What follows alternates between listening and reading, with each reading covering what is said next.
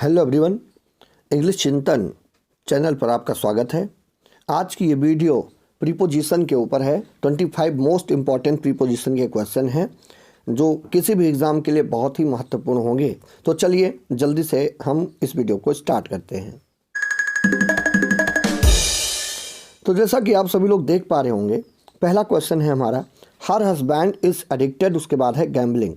अब देखिए, एडिक्टेड के साथ हमेशा आपको टू का यूज़ करना पड़ता है।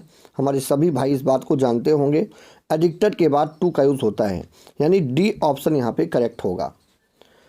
दूसरा क्वेश्चन लेते हैं, समवन वाज नॉकिंग। अब देखिए, नॉकिंग जो है इसका मतलब होता है खटखटाना।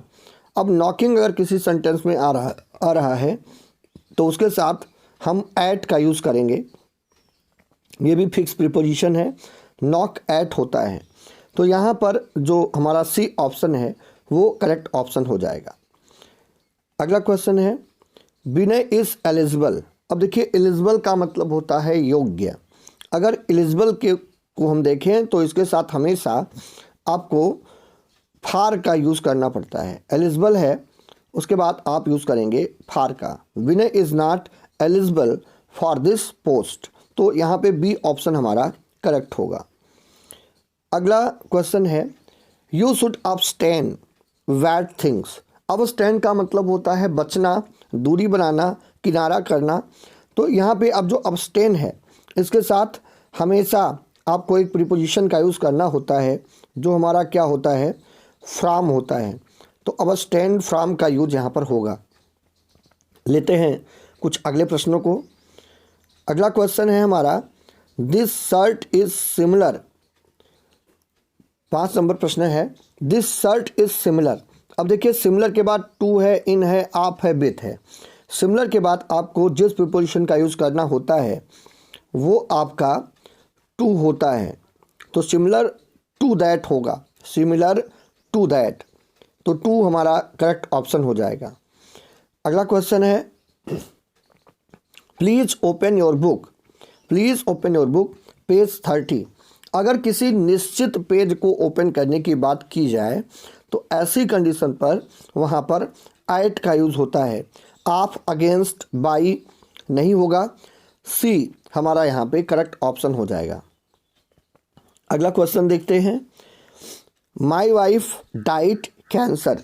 अब देखिए, डाइड अगर कोई व्यक्ति कभी भी किसी बीमारी से मरता है तो ऐसी कंडीशन में आपको ऑफ का यूज़ करना होता है। तो my wife died of cancer हो जाएगा, यानी जो डी ऑप्शन है वो हमारा सही होगा। अगला क्वेश्चन बहुत ही इंपॉर्टेंट क्वेश्चन है, I am angry you but not angry your behaviour. इस तरह के जो प्रश्न होते हैं इसमें हम सभी लोग अक्सर कंफ्यूज होते हैं, क्योंकि एंग्री के साथ एट का भी यूज़ होता है और इसके साथ आप लोग जानते होंगे विथ का भी यूज़ होता है।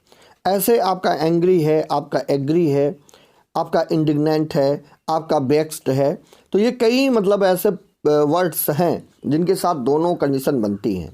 तो अब इसमें ध्यान क्या देना है कि अगर इन वर्ड्स के बाद कोई पर्सन की बात की जाए तो वहाँ पे आप विथ का यूज़ करोगे, और अगर किसी थिंग की बात की जाए तो वहाँ पे आपको एट का यूज़ करना है।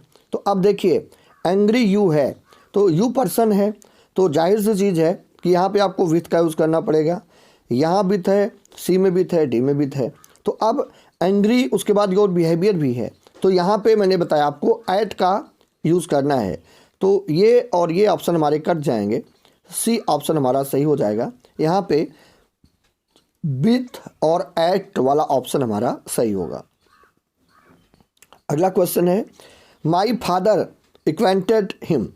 अब यहाँ पे हमारे बहुत सारे साथी होंगे जो एक्वेंटेड से थोड़ा सा कंफ्यूज होंगे। एक्वेंटेड मीनिंग क्या होती है? एक्वेंटेड की अगर हम बात करें तो इसका मतलब होता है परिचित होना। एक्वेंटेड का मतलब होता है परिचित होना। 9 नंबर प्रश्न को देखें तो अगर कभी एक्वेंटेड की बात की गई हो तो उसके साथ हम विथ का यूज़ करेंगे। यहाँ पे विथ विथ 2 जगह यूज़ हुआ है, तो यहाँ पे इसको हम मानेंगे कि कुछ और ऑप्शन यहाँ पे है। विथ ऑप्शन हमारा सही होगा।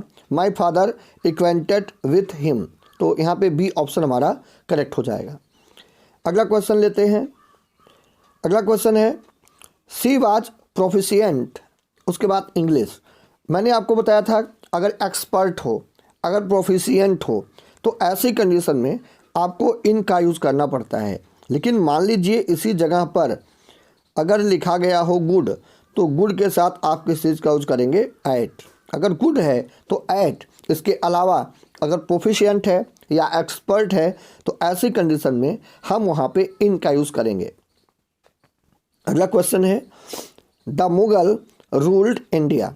अब देखिए रूल्ड जो है इसके बाद भी एक फिक्स प्रीपोजिशन आता है जिसको हम ओवर बोलते हैं। मतलब कहीं भी अगर रूल आए और उसके बाद अगर किसी चीज़ के ऊपर शासन करने की बात आए तो ऐसी कंडीशन में हम ओवर का यूज़ करते हैं। हमारा सी ऑप्शन यहाँ पे करेक्ट हो जाएगा। अब लेते हैं हम 12 नंबर प्रश्न को। ये 12 नंबर क्वेश्चन क्या है? सी इज ओब्लाइड, उसके बाद है यू, योर हेल्प। अब देखिए ओब्लाई एक वर्ड हमारा है ओब्लाई। ओब्लाई के साथ आपको पता होगा हमेशा हम टू का यूज़ करते हैं। ग्रेटफुल हो हमेशा टू का यूज़ करते हैं। और योर हेल्प है इसके लिए हम फार का यूज़ करेंगे। तो टू और फार वाला ऑप्शन यानी सी ऑप्शन हमारा यहाँ पर सही होगा। अगला क्वेश्चन है ही वॉज इंडिग्नेंट, उसके बाद है मी। अब इंडिग्नेंट का मतलब क्या होता है? इंडिग्नेंट का मतलब होता है क्रोधित होना, नाराज़ होना। तो अगर व्यक्ति की बात हो, देखिए यहाँ पे फिर से व्यक्ति है, व्यक्ति की बात हो तो विथ का यूज़ करेंगे। और अगर किसी वस्तु की बात होती तो हम वहाँ पर एट का यूज़ करते। तो यहाँ पे बी ऑप्शन हमारा सही होगा क्योंकि किसी व्यक्ति की बात हो रही है। अगला question distribute the sweets our students. यहाँ पे देखिए बहुत ही ट्रिकी क्वेश्चन है। आवर स्टूडेंट्स लिखा गया है, ध्यान दीजिएगा आवर स्टूडेंट है। अब संख्या तो 2 से ज़्यादा है, इसमें कोई डाउट है नहीं। संख्या आपकी 2 से ज़्यादा है तो आपके पास 2 ऑप्शन होंगे, बिटवीन नहीं होगा यहाँ पे, या तो एमंग होगा या फिर अमंगस्ट होगा। तो अब यहाँ पे हमें क्या देखना है? हाँ, और एक और बात है, वीडियो को पूरा देखिएगा, इसमें कॉन्सेप्ट की भी बताने की कोशिश मैंने की है। और अगर वीडियो पसंद आए तो आप वीडियो को लाइक करिएगा, कमेंट करिएगा और चैनल को सब्सक्राइब जरूर करिएगा। और आपका स्कोर कितना है इसको भी कमेंट बॉक्स में मेंशन करिएगा। तो अब देखिए यहाँ पे या तो एमंग होगा या फिर एमंगस्ट होगा। अब अगर वावल से स्टार्ट हो कोई वर्ड तो ऐसी कंडीशन में हम एमंग का यूज़ नहीं करते, हम एमंगस्ट का यूज़ करते हैं। तो यहाँ पे ए ऑप्शन हमारा सही होगा। इसको बहुत सारे हमारे साथी नहीं जानते होंगे, ध्यान दे लें, ट्रिकी क्वेश्चन है। अगर यहाँ पे आवर ना होता तब तो हम एमंग का यूज़ करते, लेकिन चूंकि आवर का यूज़ है इसलिए यहाँ पर हम एमंगस्ट का यूज़ करेंगे। लेते हैं अगला क्वेश्चन। अगला क्वेश्चन क्या है? A father is blind her sons fault. मैंने पिछली वीडियो में आपको बताया था, उस वीडियो का डिस्क्रिप्शन में मैं लिंक दे देता हूँ, उस वीडियो को देखें। उसमें मैंने बताया था कि अगर ब्लाइंड शारीरिक अंधता को बताए तब तो उसके बाद हम ऑफ का यूज़ करते हैं, लेकिन अगर अज्ञानता को शो कर रहा है तो ऐसी कंडीशन में हम ब्लाइंड के साथ टू का यूज़ करेंगे, यहाँ पर ऑफ का यूज़ नहीं होगा। तो यहाँ पर डी ऑप्शन हमारा सही होगा। अगला क्वेश्चन लेते हैं, 16 नंबर क्वेश्चन लेते हैं। 16 नंबर है हमारा ही कंप्लाइड माई रिक्वेस्ट। कंप्लाइड का मतलब होता है सहमत होना, मान जाना। और ऐसी कंडीशन में जब कंप्लाइड का यूज़ होता है तो वहाँ पे हम विथ प्रीपोजिशन को चूज करते हैं। विथ ऑप्शन हमारा सही होगा, ही कंप्लाइड विथ माई रिक्वेस्ट। अगला क्वेश्चन है I am vexed my mother. अब वेक्स्ड का मतलब होता है चिंतित होना, परेशान होना। तो ऐसी कंडीशन में अगर किसी व्यक्ति की बात हो तो वेक्स के साथ आप विथ का यूज़ करोगे। लेकिन ध्यान रखें अगर किसी वस्तु की बात, जैसे अगर मान लीजिए अपनी माता की बीमारी के बारे में अगर मैं चिंतित होता तो ऐसी कंडीशन में हमें ऑफ का यूज़ करना होता। लेकिन यहाँ पर माता की बात की गई है, मदर की बात की गई है, इसलिए हम विथ के साथ जाएंगे। डी ऑप्शन हमारा सही होगा। अगला क्वेश्चन आई डिफर यू। अब देखिए डिफर के साथ क्या होता है? डिफर है अगर किसी व्यक्ति की बात की गई हो तो आप वहाँ पर विथ का यूज़ करेंगे, और अगर किसी बिंदु पर अलग हो तो ऐसी कंडीशन में हम फ्रॉम का यूज़ करते हैं। तो चूँकि यहाँ पर किसी व्यक्ति की बात हुई है इसलिए हम विथ का यूज़ करेंगे। अगला, she was sitting in his office herself. She was sitting in his office herself, वह अकेले ही अपने ऑफिस में बैठा है। तो ऐसी कंडीशन में आप यहाँ पे बाई का यूज़ करोगे। She was sitting in his office, उसके बाद बाई हरसेल्फ। अगला क्वेश्चन लेते हैं। अगला क्वेश्चन है हमारा, his wife insisted his leaving the place at once. अब इंसिस्टेड है, इसके साथ भी एक फिक्स प्रपोजिशन लगता है जिसको हम ऑन बोलते हैं। इंसिस्ट ऑन होता है, इंसिस्ट का मतलब होता है दबाव डालना या प्रेशर डालना। तो ये हमारा हो जाएगा his wife insisted on his leaving the place at once. तो डी यहाँ पर करेक्ट ऑप्शन हमारा हो जाएगा। अगला क्वेश्चन, द बॉय जंप्ड, उसके बाद है रिवर। अब लड़का जो है वो नदी में कूदा। अब नदी में जब कूदेगा लड़का तो उसमें गति होगी, और आपको पता होगा कि जब में गति होती है तो ऐसी कंडीशन में हम इनटू का यूज़ करते हैं और किसी चीज़ का यूज़ नहीं करते। तो the boy jumped into the river हो जाएगा। अगला देखते हैं, राधा कांग्रेचुलेटेड अस विनिंग द मैच। अस और कांग्रेचुलेटेड थोड़ा एक में मिले हुए हैं। तो राधा कांग्रेचुलेटेड अस विनिंग द मैच। यहाँ पे आप सबसे पहली चीज़ ये देखना है कि जब कांग्रेचुलेटेड लिखा गया है तो उसके बाद वाला वर्ड है क्या।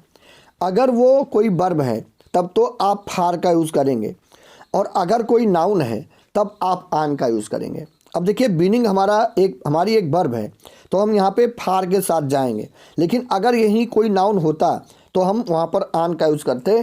तो समझना ये है कि अगर कहीं कांग्रेचुलेटेड आ रहा है तो उसके लिए आप फार का भी यूज़ कर सकते हो और उसके लिए आप आन का भी यूज़ कर सकते हो। देखना ये है कि वर्ब है या नाउन है।